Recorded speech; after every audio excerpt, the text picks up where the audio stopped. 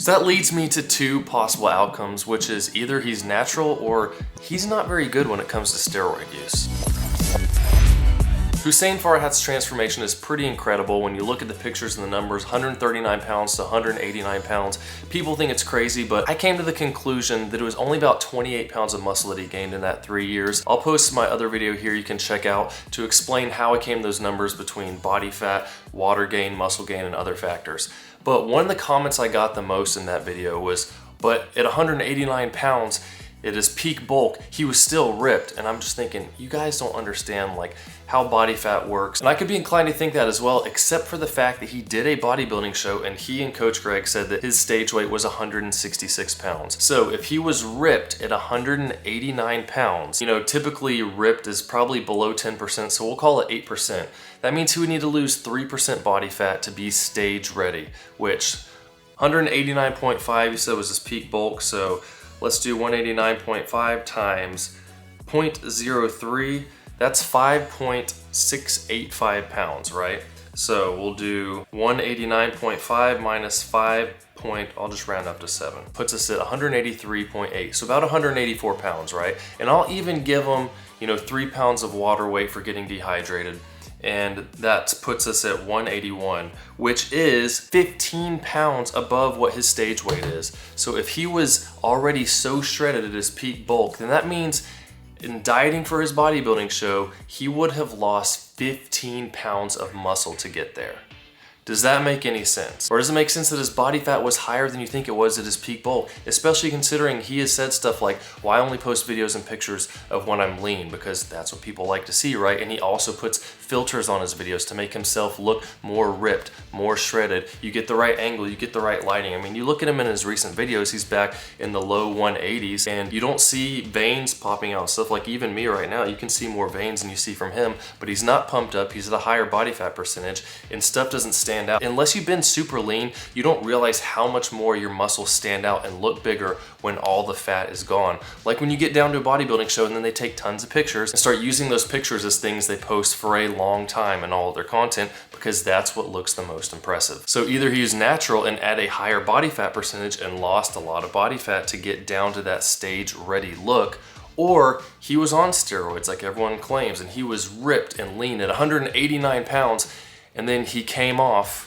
and lost 15 pounds of muscle so that he could do this natural bodybuilding show. And I'm just thinking, if you care that much about lifting weights and building up your physique, I would not want to give up 15 pounds of muscle gain. That is like over a year and a half of gains that it took me to get. And I'm not just gonna throw that away so I can come off cycle and do a bodybuilding show. But then you might argue, well, he was entering a natural drug tested show, so he had to come off so that everything would get out of his system and he could compete and they wouldn't detect it. But the argument that people give is, well, Greg and he already knew and picked the show because they don't test anyone in the show, even though typically the way it works with drug tested events is they only test the winners. Same thing happened to me in powerlifting. I thought I was gonna get drug tested when I did this specific drug tested event and they're like, oh no, you didn't score high enough to get tested. I was like, oh, okay, I guess I stink at this. But if he knew ahead of time that he wasn't gonna be tested like everyone is claiming, then why would you come off cycle at all? Then he would have stayed 180 plus pounds ripped on stage, massive, and won the overall and everything,